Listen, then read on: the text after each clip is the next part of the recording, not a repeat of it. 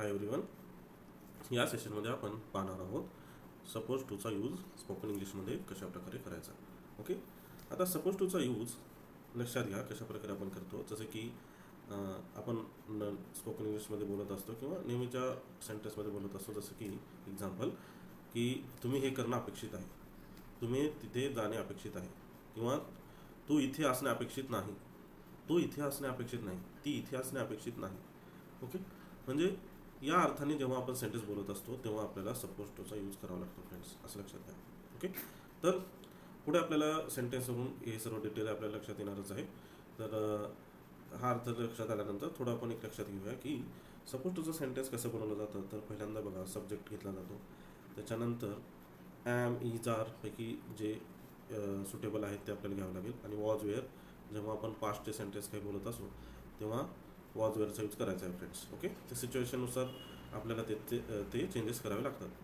म्हणजेच प्रोनाऊन किंवा सिच्युएशननुसार किंवा टाईमनुसार आपल्याला हे आपण चेंज करायचं आहे. ओके, त्याच्यानंतर सपोज टू यूज करायचा आहे, त्याच्यानंतर V1 यूज करायचा आहे फ्रेंड्स, लक्षात घ्या.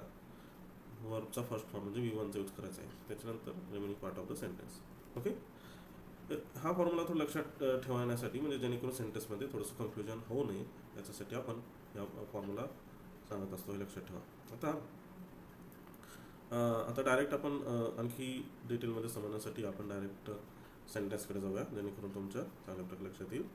जसं की फॉर एक्झाम्पल, आता बघा इथे बघा, you are suppose to make an appointment in advance, म्हणजे तुम्ही ॲडव्हान्समध्ये अपॉइंटमेंट घेणे अपेक्षित आहे. Okay, students aren't suppose to be in this room, म्हणजे विद्यार्थ्यांनी या रूममध्ये असणे अपेक्षित नाही. ओके, अपेक्षित नाही, राईट. आता याचा अर्थ जर तुम्ही सिम्पल घ्यायचा म्हणलं की विद्यार्थ्यांनी इथे असू नये, म्हणजे विद्यार्थ्यांनी इथे असायला नाही पाहिजे वगैरे, अशा अर्थाने आपण सिम्पलमध्ये घेऊ शकतो. तर त्याचा जो मेन अर्थ काय होत असतो की विद्यार्थ्यांनी इथे या रूममध्ये असणे अपेक्षित नाही. पुढे बघा, people are suppose to wear formal attire for the wedding, म्हणजे वेडिंगच्या वेळेस लोकांनी फॉर्मल अटायरमध्ये असणं अपेक्षित आहे. ओके, आता पुढे बघा आणखी sentence, children are suppose to listen to their parents, म्हणजे जे मुलांनी त्यांच्या पालकांचं ऐकणं अपेक्षित आहे. Okay, drivers are suppose to stop at red light, म्हणजे ड्रायव्हर्सने रेड लाईटला गाडी थांबवणे अपेक्षित आहे. You are not suppose to park here, म्हणजे तुम्ही इथे पार्क करणे अपेक्षित नाही, किंवा तुम्ही इथे पार्क करू नका किंवा करू नये, अशा प्रकारे आपण इथे अर्थ देऊ शकतो. ओके, थोडासा बेसिक अर्थ तुमच्या लक्षात आला असेल की सपोज टूचा यूज करून आपण कशा प्रकारचं सेंटेन्स बनवतोय ते फ्रेंड्स. ओके, आता पुढे आणखी एक्झाम्पल लक्षात घेऊया, म्हणजे चांगल्या प्रकारे लक्षात येईल.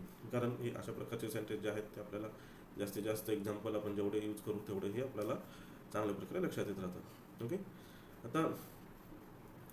आता इथे बघा काय म्हणलं आहे, सपोज टू हा आपण use to with the verb be to discuss the plan, intention and expectation, म्हणजे काही प्लॅन असतील किंवा एखादं इंटेन्शन असेल किंवा एक्सपेक्टेशन असतील त्यावेळेस आपण सपोज टूचा यूज करतो. किंवा suppose to can be use to express what the normal required or anticipated in the given situation. Okay, म्हणजे तेच आपण जे आपण आधी जे डिस्कस केलं आहे तेच इथं सांगण्याचा मी प्रयत्न केलेला आहे. ओके, नंतर बघा पुढे आता एक्झाम्पलवर जाऊया डायरेक्ट आपण, म्हणजे हे इथे काय म्हटलेलं आहे ते आपल्याला चांगल्या प्रकारे लक्षात येईल. जसं की weather is suppose to be nice this weekend, म्हणजे वेदर कसं आहे, म्हणजे जे हवामान आहे ते आठवड्याचे चांगले मानले जाईल, किंवा या आठवड्याच्या शेवटी हवामान चांगले असेल असे मानले जाते. ओके, परत बघा पुढे, how was she suppose to take that, म्हणजे तिने ते कसे घ्यायचे होते. Okay, I am suppose to go up to Jaipur this weekend, मला या विकेंडला जयपूरला जायचे आहे. Okay,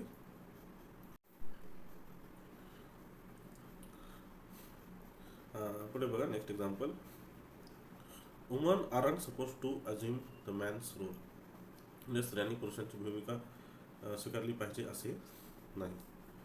everyone was suppose to ride out in at a different direction, प्रत्येकाने वेगळ्या दिशांनी निघायचे होते.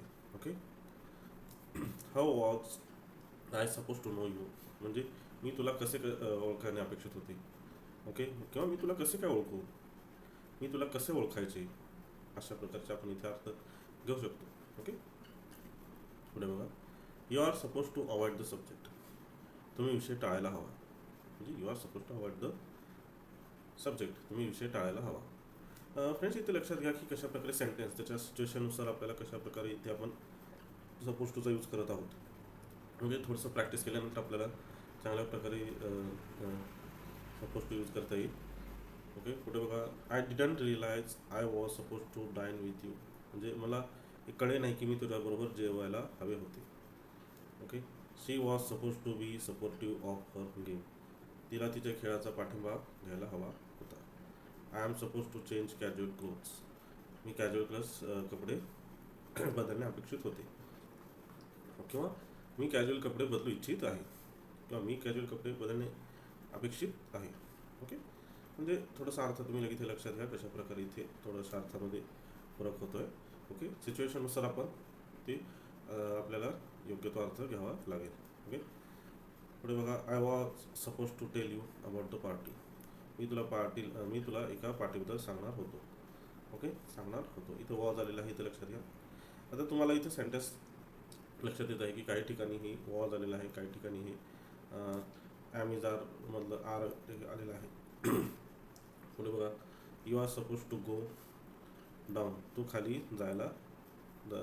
जायचे आहे, किंवा तू खाली जाणे अपेक्षित आहे. ओके, इथे बघा आर आलेला आहे. आणि इथे लक्षात येत आहे तुमच्या की ॲमिजारचा यूज करून तुम्ही सेंटेन्स बनवलेले आहेत. त्याचबरोबर वॉजवेअरचा पण यूज करून आपण सेंटेन्स इथे बनवलेले आहेत. ओके, म्हणजेच सिच्युएशननुसार आपल्याला सपोज टूचा यूज हा वेळोवेळी करावा लागेल, आणि त्याच्यामधून आपल्याला सेंटेन्स बनावे लागतील फ्रेंड्स. ओके, तर होप तुम्हाला हे थोडक्यात व्यवस्थित समजलं असेल, मी अशी अपेक्षा करतो. तर जास्तीत जास्त तुम्ही काय खरं तर सपोज टूचा यूज असणाऱ्या अर्थाचे सेंटेन्स तुम्ही बनवून पहा, जेणेकरून तुम्हाला थोडंसं इझी जाईल. ओके, आणि आणखी चांगल्या प्रकारे समजण्यासाठी हे सेशन तुम्ही परत वगैरे पाहाल तर चांगल्या प्रकारे तुम्हाला आणखी समजेल. तर होप तुम्ही आणखी सेंटेन्स बनवाल आणि याची चांगली प्रॅक्टिस कराल अशी आशा करतो. Okay, okay friends, thank you.